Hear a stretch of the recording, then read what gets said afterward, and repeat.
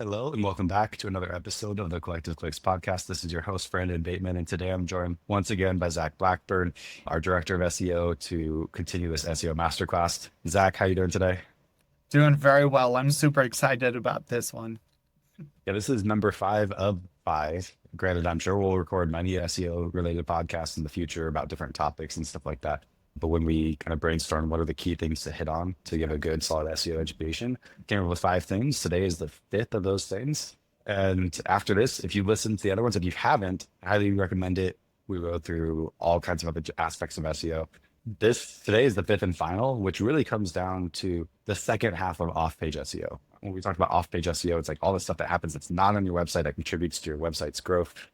And the the topic mostly included backlinks last time, but there are other types of off-page SEO, specifically business citations, one of which, and actually the most important, is the Google Business Profile, but there are hundreds of others that can contribute a lot to your rankings and your authority of your website. So let's jump into it, Zach. I think a good place to start here is with the Google Business Profile, just to keep it simple. We'll kind of talk about that first, and then we can talk about all the other types of citations. But what is a Google Business Profile and why does it matter? Yeah. The way I've always kind of explained it is kind of like it's your business card, but it's your digital business card that people could come to, see past people you've worked with, kind of a summary of your business, your market, where you work in. It allows you to show the who behind the scenes, the engine of your business. So it shows your people, shows the services or products you're offering, and it also allows your community to also provide that level of engagement and that level of information. So we've all seen this. You go to a pizza joint, you look in Google Business Profile, and you see a picture of an actual dish that they were served from that restaurant. The same is true for any service or product that is offering. Taking another one that's very common is like garage doors. You see a picture of the before garage door, and then here's the new one. That's what you get to see with Google Business Profile. So it is a digital business card that is so foundational for local businesses. And let's just talk about how people find this. Like, when do they see it? Because there's a whole bunch of different cases where that would be true. Some of which you're probably thinking about, and others of which you might not be thinking about right now. Of course, I'm speaking to the person listening to this, not to Zach. Zach thinks about everything all the time. So the the first and obvious one is if somebody searches for your business on Google, they're going to see this, right? And why does it matter in that circumstance? Is that as much as an SEO component? Yes, a little bit, but also it's just kind of like your brand, right? And that matters because you're finding people who like are going to find your about they're going to find out about your business through some other means. Maybe it's direct mail, maybe it's the PVC you're doing, it could be TV, and then they're going to search on Google for you, and then they're going to find you, and this is going to show some reputation that you have, right? It showcases your reviews and gives information about your business where you can call, where they can call you and stuff like that. And if anybody here is around like TV, for example, and you have a Google Business Profile, you'll notice that a large number of your TV leads will come in through the Google Business Profile because they'll search you, and then that's going to be one of the first things that pops up. So that's way number one, which is pretty simple, but a lot of people don't realize it goes even beyond that. The next place that this pops up is for people that are searching actual keywords that indicate that they could be in your target market on Google.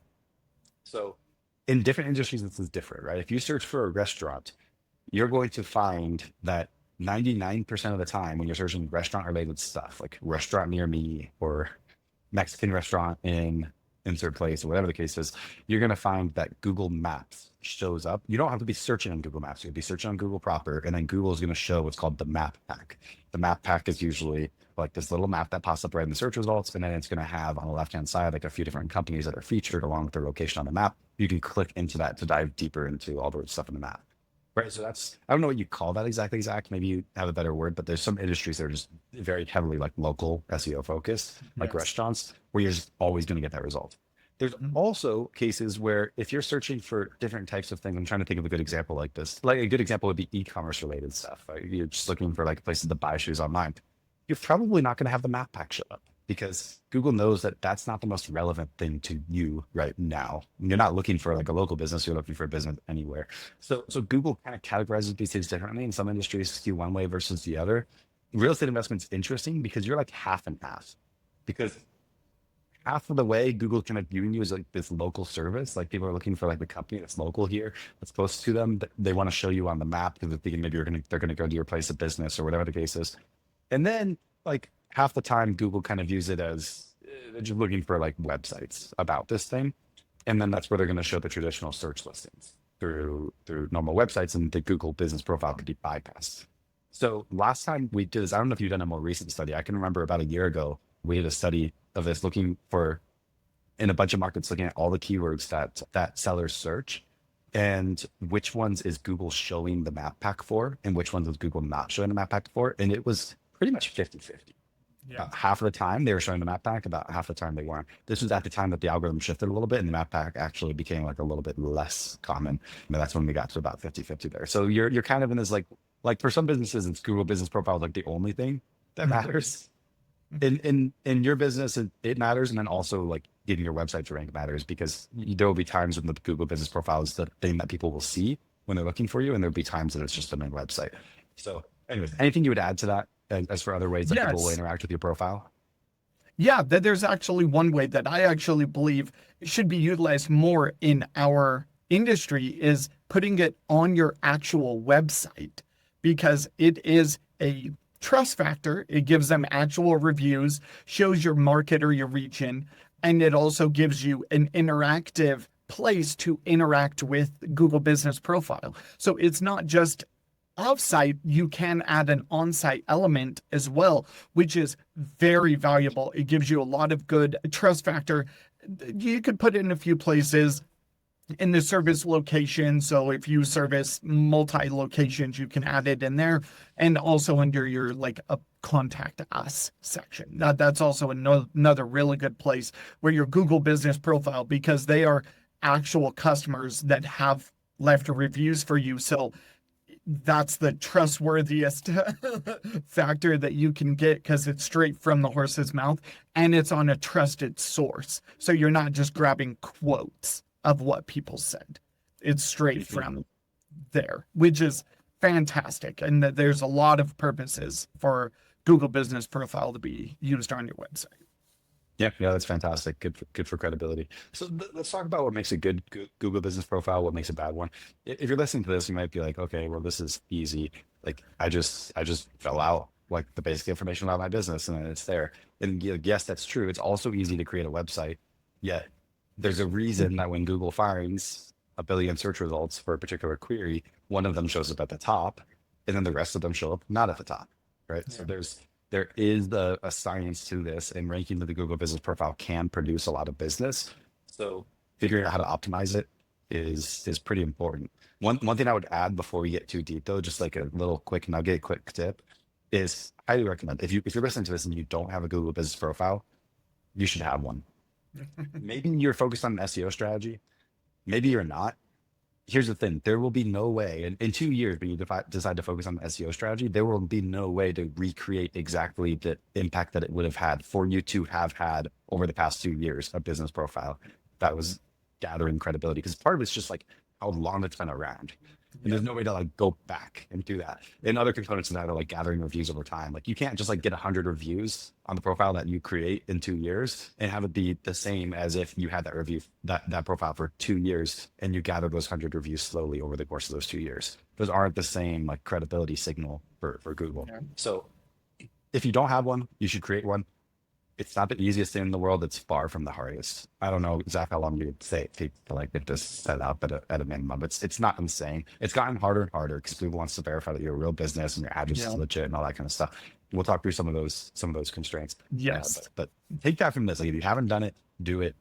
It's there's no way to in the future to recreate the fact that you should have done it a long time ago. So it's a good foundational piece. We love when we work with a client, we see that they've had this for a long time before we start working with them, because it gives them a leg up compared to if we just had to create them. So anyways, that considered, let's talk about other things other than just like getting it started as soon as you possibly can. Yep. Zach, that are important when it comes to Google Business Profiles. What makes a difference between the one that ranks really well and the one that ranks poorly? Yeah, most certainly. So I'll start with the good aspect of it, and then we'll talk about some things to avoid, kind of break it up that way. So one of the things that makes a good Google business profile is making sure that your name is exactly what your name is. So don't add any additional characters to it. Don't do that stuff. But if you are Cash Home Buyers of Salt Lake City, that's your name. And that should be what it says on your Google business profile. So it is a direct relationship. So if they see it in a mailer, or if they see it on TV ads or in AdWords or whatever, there is a direct connection there. That is one of the most foundational pieces. Next is your vertical. So the business that you work in. In my experience, one of the best ones, they don't have Google business profiles expanded their listing of options that you're able to put your website into. Real estate investor is not really a thing yet, but if you put yourself in the real estate consultant area, that actually kind of puts you into this bucket. That's what I found through my years of working in this industry. There's a lot of value in that. Our business categories are defined as well. So if you are a real estate agent, make sure it's in there. Make sure you're putting everything that's relevant without overcomplicating it or putting you into a bucket that is not yourself, okay? Not what you do. That's a real foundational piece. And then there's a few areas that we'll go in. I'll go in towards the content side of this because there is a description location. One of the pieces there is making sure they give you 750 characters. Use it all. Use every inch of that space to talk about what you do, how you help people, and the markets in which you reach. Don't throw in there and be like, I focus on Salt Lake, Provo, Ogden, Orem. Like, don't go through that just robotic list. Make it a natural, organic conversation. Okay. Then filling out your basic information, your hours of operation. I always like to put when your business started, even if it was this year. That's okay. That's good. That's just fine to put it in there. And then making sure at the very end of this that you're filling out the photo section. So your company logo, getting some pictures of your actual business front, and we'll talk about a little bit more into that one, but your business front with your business logo, making sure that you're getting pictures of your team.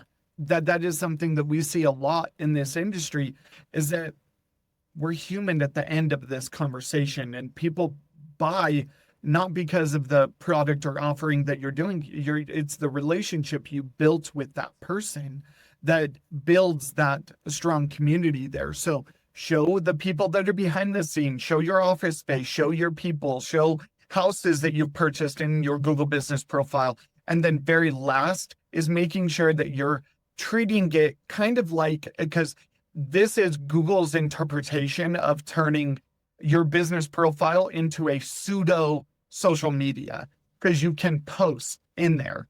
And it does not always have to be buy for me, come to me, come to me. Be a person and show them that there is personality behind this. Okay. The last thing I want to convey is when you're creating this, think of it as if you're the consumer. What do you want on this profile that would show someone that you are the best option for them? So good keyword placements, good content, good value, making sure you have a good logo, making sure you have a good photo of you and your team, whoever is going to be working with you.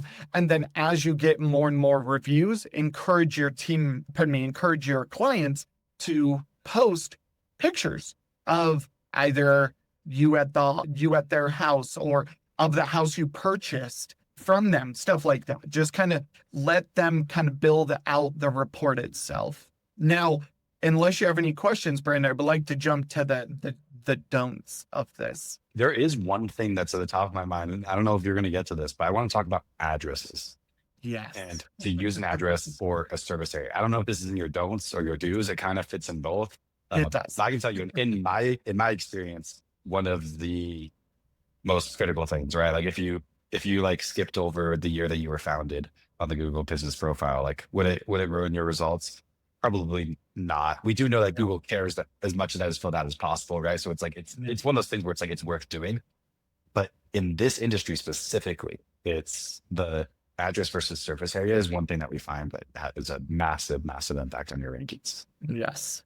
So yes, it's I'm going to be under the don'ts, but there's going to be kind of a caveat to this, which I'll tell you how, in my experience, what's going to be best for you, because it is not a one size fits all. That there are some industries that are very tailored towards one area and another, but we'll get into this a little bit. So one thing that we need to make sure when we're building out our business profile, there is Google guidelines that are required, that they have a do's and don'ts section. And one of those don'ts is under your name, putting in call to actions. So cash home buyers, buy from me today. Unless that's your actual business name, don't put it. It's not if you get caught, it's when you get caught, your profile will shut down.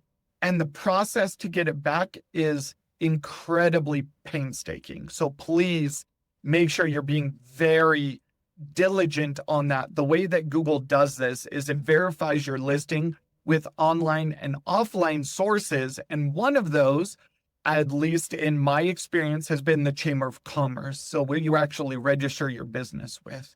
So if that is an issue, there could be a lot of ramifications from that. But generally speaking, Google has gotten into this verification process where they will have you send your actual business license to them. And if it's not part of it, they won't let you have it. Okay. Yeah. And to make it clear where this comes from too, because I'm sure somebody's listening thinking, okay, like I won't put something that's not my business name in the business name section. Why would anybody do that? The reason is people like to keyword stuff right here, because you'll find that if your business name is like Utah House Buyers hyphen we buy houses, you might have an easier time ranking it for that we buy houses keyword, right? So Google's trying to avoid that stuff, because there's a lot of companies in this space that kind of sound like have generic names that sort of are keywords. So it's it's a bit of a tricky game from their perspective, but yeah, they just want to make sure you're not keyword stuffing in the headlines. Exactly. So let's get to I think the meat of this, because we always run into this, is what is an actual address that could be verified with Google Business Profile? In Google's guidelines, it states you cannot use your home. Okay. And the reason why they do this is because they want to make sure, and this actually goes back about 10 years, is that there was a lot of issues with businesses popping up that were actually fake. And people were getting scammed. Like, there's a history behind this. It is not just some random wanting to be mean. There's a validity to this. And there was an entire industry in the East Coast that actually got completely removed from Google's index because of this scammy practice. So what are some options in which you can do? Because this is going to be a really big one, is making sure that you are utilizing, if you can, get a small business at even a small little, shop in one of those corner malls, something like that you can get in where you can put up your business signage. That would be a valuable way to do this, because Google's still going to verify it regardless if we do service area or location based. And we'll get to that in just one second. But making sure that you have a good foundation from the beginning. So in my experience, if you are trying to rank for Chicago, Illinois, it would be better to have your location, regardless if we do the address or the service area, in the actual area you're trying to work in. Does that mean you cannot see value outside of that? No, that's not what I'm saying. I'm saying you will get a better lift. The way I've always kind of equated, it's kind of like a handkerchief. If you pull it up from the middle and you lift it up, it brings everything up with it. So if we could get into those areas, that's going to get us the best results there. But another thing that Google has stated with this is that do not use those shared office spaces. So where you've seen where there's tons of businesses all in here and they have their own little name, but realistically, the address of the location is all the exact same. Unless there's a suite number or a lot number or whatever the case is that's an additive to it, don't use those. But let's assume that you have an opportunity for a small little area and it's yours. What is the best way to build this out? That's the tricky question, is because some markets, it's better to have the service area because you do work in a wider area. So if you're working in like a metropolitan like Los Angeles or something like that, that's just ginormous, it would be better, in my experience, to do a service area. Now, if you're in the small rural areas and you're maybe in outside of Los Angeles, it may be better to do a small location service and build out from there, because it's always better to start from your main location and resonate out instead of trying to throw a rock in another pond, right? Kind of a weird analogy, but hopefully that makes sense.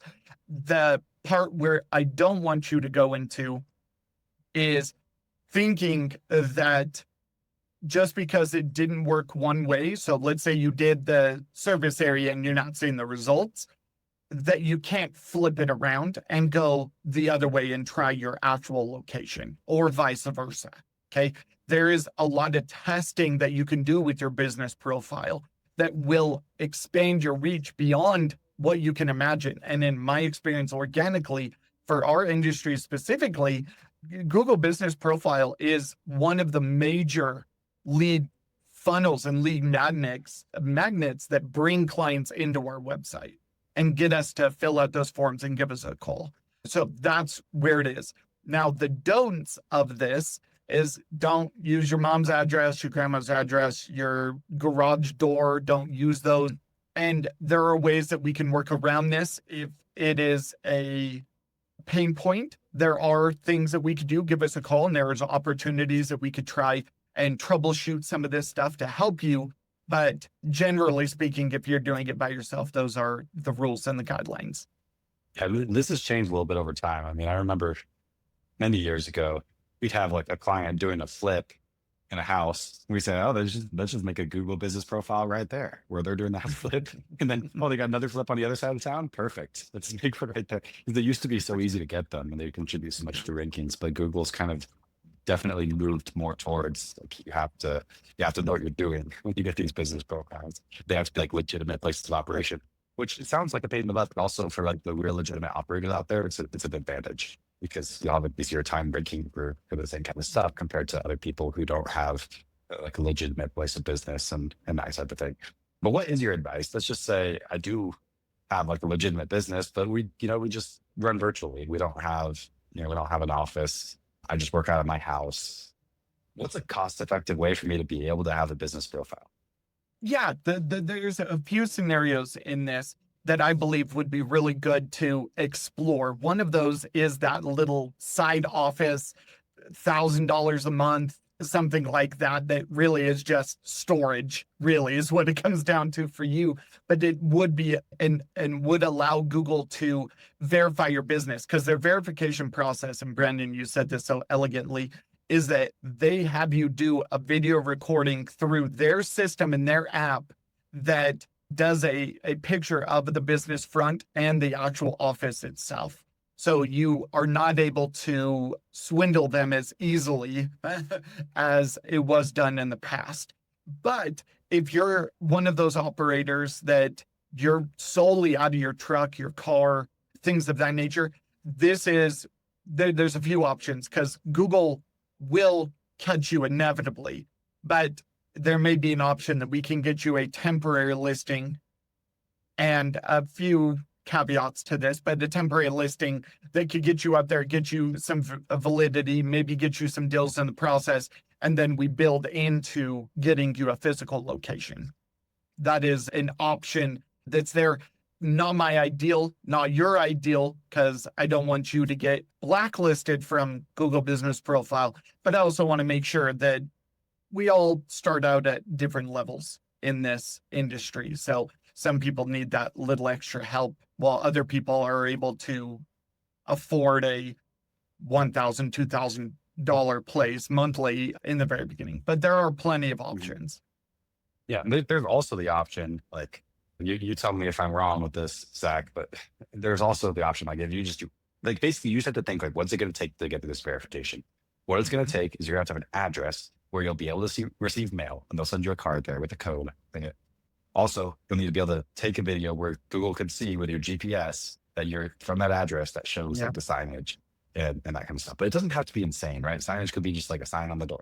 And then show that there's an office. Like this could be as simple as like you have a friend who has an office at this place, and you put a sign up for a day to do the Google verification. Because here's the thing, like with a lot of the people, like if I'm putting a restaurant on Google business profile, then like I'm going to fully expect if I have it there, people are going to show up to my restaurant without ever calling me, without anything.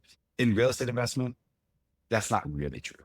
Nobody's going to actually show up at your office for the most part. Now, I'm sure what I just said is not 100% right. There'll be somebody someday for one of our clients that goes and shows up at their office. But for the most part, what's going to happen is they're going to call the phone number on the listing, because you don't just like say like, oh, where's the local real estate investor? Let me just go show up at their office. Like, that's not the way that we typically do business, right? We're going to call them. So you just have to make it through that verification. Like whatever is the cheapest way you can find to make it through that verification will work, but it just has to like look legit enough. And a lot of businesses don't have great signage. You know, you don't need like your name on lights. It could be as simple as just like a sign on the door, and I received mail at this address, and I can show you the outside and the inside where like a person might be able to come. You could literally borrow an office from a friend for a day to make this happen. It's just got to happen somehow, some way. And I like that explanation. Your signage doesn't have to be the best in the world. I've worked with clients that have had those little paper signage that was printed off earlier that day, and we were able to get things verified. Like Google just wants to see that you're basically putting in your best foot forward to anyone that could come there. And with most Google business profiles, we try to remove the option for directions. Doesn't always happen because Google is the arbiter of this data, but we try as hard as we can. Yeah, that totally makes sense. There is one other aspect I want to talk about with Google Business Profile that's like, in my experience, because I used to work in other industries before this one. I know you did too, Zach. Not a huge problem in other industries, but in real estate investment, it is a pretty big problem. And that is tracking numbers. Because real estate investors like to put a tracking number on every single thing. Like you ask them, like, what's your main business phone number? And they'll give you a tracking number. Like everything's a tracking number, which isn't normal for a lot of businesses. Like a lot of businesses have like an actual phone, and that's the number that they'll put out there. Of course, I agree with the desire to track as much as you can. I can explain how I recommend setting this up. And then Zach, if you want to add anything to it or even contradict me, feel free to do that. What you want to avoid is using a tracking number on your Google business profile that makes Google not think that you're consistent. So we'll talk about this because we're just about to get into citations where we talk about something called name, address, phone number. And it's important, it's consistent across a lot of places. And the quick overview of that is if you have a business name and an address and a phone number, and Google sees that like everywhere on the internet that's really consistent, it's the same name, address, phone number, then that's a credibility signal. If it's inconsistent, then they think, well, what if this business isn't quite as legit? What if some of that information is right, some that's not, whatever. So there's a few things that you want to do to be able to have a tracking number. The first one is on your main website. Can you put tracking numbers there? Absolutely. You should not put, unless it's going to be your main business phone number, which a tracking number could be a main business phone number. There's not a problem with that. But then you have to use it all these other places too, right? So what you can do though, is you can have that phone number on your website, and then you can use code. We use a tool called call tracking metrics. And what that'll do is it goes into the website, and then based on the source that someone came from, it changes the phone number that's visible. But if Google's bot is going to the website, then it makes it so it's just that original source phone number. So if you set that up properly, then what happens is you have that person who came in from organic search, and now you can have like an SEO tracking number for them. So you can track that they actually came from organic. Mm-hmm. But if it's Google's bot, then you don't show that. So that you have the ability to track people from certain channels, but you also don't create like this different phone number that's only going to exist on the website. The way that you do this in Google Business Profile is you want to take whatever that like root number is on the website, and the Google Business Profile needs to have that same phone number on it. Mm-hmm. But the way that you can do it is there's a primary and a secondary phone number in the Google Business Profile. What you can do is put in the secondary phone number field, that's where you put the the primary phone number. That's where you put like the phone number that's like the root number, because Google can see that. Now people won't see that, but Google will say, okay, this business has that phone number, which matches their website, like on the profile as well. They just also have this just different one, which is okay. And then in the different one, that's where you put the tracking phone number. And you could put like a Google business profile specific tracking number. If you set it up that way, then what happens is to people who see the profile, you will give them the tracking number that you want to give them. But to Google, you will give them that core phone number that never changes, that's underneath everything and stays perfectly consistent. And the exact same with your website. To the person, you will give the phone number that you want to give them to be able to track them. But to Google, you will give that core phone number that stays the same, that never changes underneath all that. If you set that up right, then you can have both, best of both worlds. But the problem is people either just use like just a normal phone number across both, which is good for rankings. It's good for name, address, phone number consistency, but it won't give you tracking data. Or they prioritize tracking data, and then you start to confuse Google because you got one phone number over here, one phone number over there. They don't know which one's right. They don't have as much confidence in you as they have in someone else. Is there anything you'd add to that, or you contradict about what I said, Zach? No, honestly, that was perfect. That's exactly the explanation, because the NAP, name, address, phone number, is so important, and making sure that you're conveying that accurately to both your users and to Google is paramount in your rankings for your Google business profile. So if there's inconsistencies, you're shooting yourself in the foot, really. When you're trying to be efficient, you're really just shooting yourself in the foot. Yeah, that makes sense. So let's talk then about the next phase of this, right? So we talked about Google business profile. We talked even about NAP consistency, right? NAP just standing for name, address, phone number. So if we take it from there, Google business profile, if you really think about it, it's just actually a citation. A citation is essentially a listing for your business on a different website, which is common. If you have a business, it's probably going to be listed a bunch of different places. And Google business profile just happens to be the most important of those listings. Google business profile also, of all those listings, probably the most common to actually be found in search results, all that kind of stuff, right? So that's why we put so much emphasis on it. But what people don't realize is, in addition to the Google business profile, there are many others that actually matter. And they matter for different reasons, right? And probably the biggest reason is this consistent name, address, phone number. And just having like your business multiple places is a credibility signal for Google. So therefore, a big initiative for a lot of SEO companies is, let's get a bunch of business listings. Let's make sure they have perfectly consistent information. And when we do that, that's going to be a credibility signal to Google. It's going to help the rankings on the website. It's also going to help the Google business profile. So that process of figuring it out is basically called, a local citation campaign. So Zach, if you wouldn't mind explaining, like, what are citations? How do they work? What are the do's? What are the don'ts? Yeah, most certainly. So let's kind of explain what a business citation is. So Google is one of them. And all it is just putting your information in multiple places online that users interact with. And I'm sure as soon as I start saying these, it's going to start connecting the dots. One of them is Facebook. That is a business citation. Another one is Apple Maps is another one. Another one is Yelp. Sorry, I forgot the name for that for a second. Another one could be like there's so many of them out there. Some of them you've heard of, like Yelp and Facebook and all of these other ones. There's some of these you've never heard of, but they are so impactful in the industry and on the internet, generally speaking, that will provide the value. So what it is you're taking your NAP information, name, address, phone number, and a wealth of other information, your social media links, any photos that you have, your logo information, the description of the business, the vertical that you're in, all of the same information that you fill out on Google Business Profile and more in some circumstances, and you push them out to all of these vendors. And what happens is that you think of this and you're like, wow, that's incredibly time consuming. It is if you're doing it manually, absolutely. But we're in the day and age of technology, right? Where there's tools and resources that are available that allow you to be able to do this. Generally speaking, though, if you were to do this, the issue with them is keeping it updated. So if you move your address and you manually updated all those, there's about 80 to 120, and it varies and it changes every day. But generally speaking, the top 20 stay very consistent.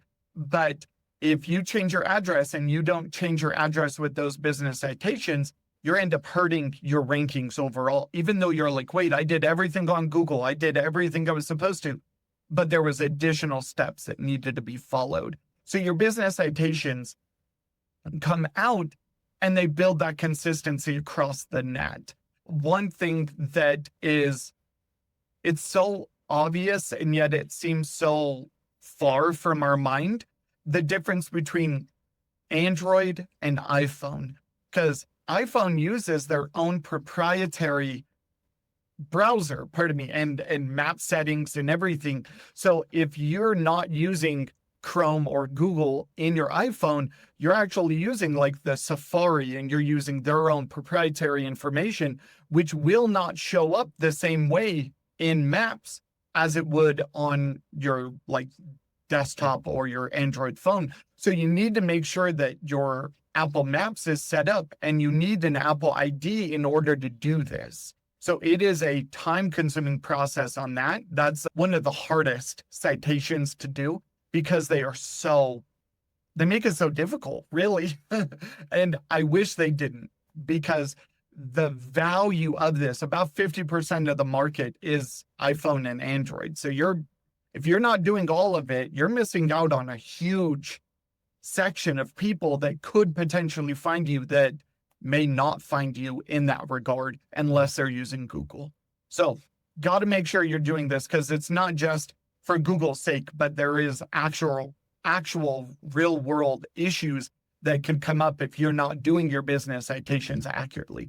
Because a lot of people use Yelp. It's not just a old business directory. Like, people use it. They get millions and millions of visitors monthly that are looking for services and products and offerings in there. So that's another way that you could be found. It's not just to improve your Google business profile.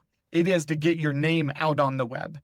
Okay. So make sure that this cannot be understated.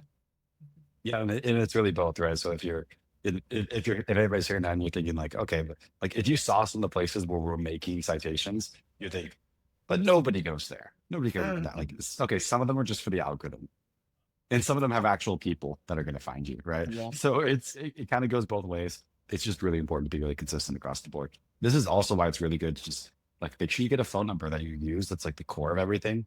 And if it's a tracking number, that's fine. But like if you're changing phone systems and you're not porting that phone number to the next one, then you made a big mistake, because changing this is a huge pain, right? You're going to take like your SEO campaign, you're going to take some of the resources that could have been put towards other things. And then now you're going to have to spend all that time updating 120 listings across the internet, some of which requiring like a piece of mail to verify it and like all this kind of stuff, right? So you want to try to keep your business name and your phone number and your address as consistent as you possibly can, so you don't have to change this stuff. Of course, if you run into a situation where you're going to need to, it can be managed, and managing it well is important. But overall, I generally do it for most people that end up having to, like, what generally happens in this industry, real estate investor works with some SEO company, they get 120 map citations all set up for them, all is well. They fire that agency, they move on to something else, although they have some SEO rankings. They end up,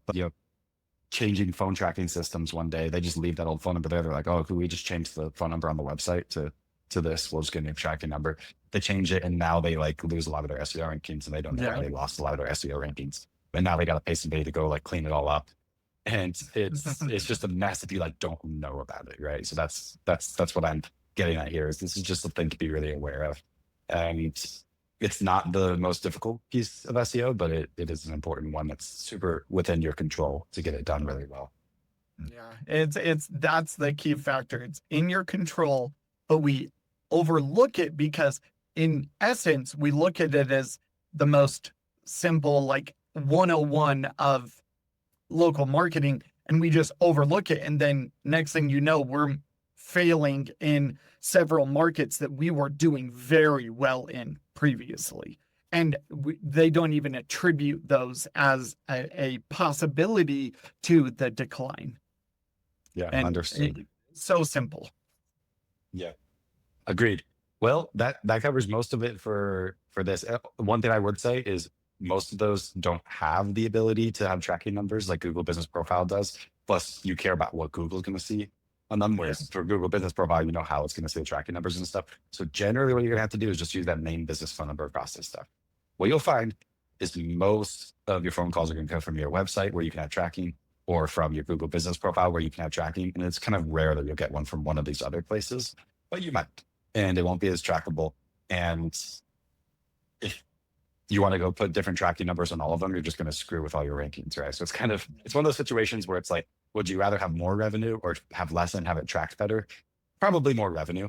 I would just skew towards that. It's going to be like a tracking gap. There's always going to be little gaps in tracking. But for the most part, you cover 80% of the tracking just with the Google Business Profile with the dynamic numbers on your website. So that covers all that.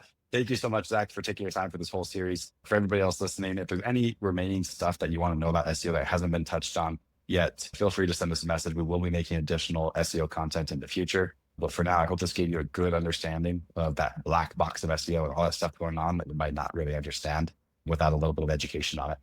And I will see you next week. All right. Thank you.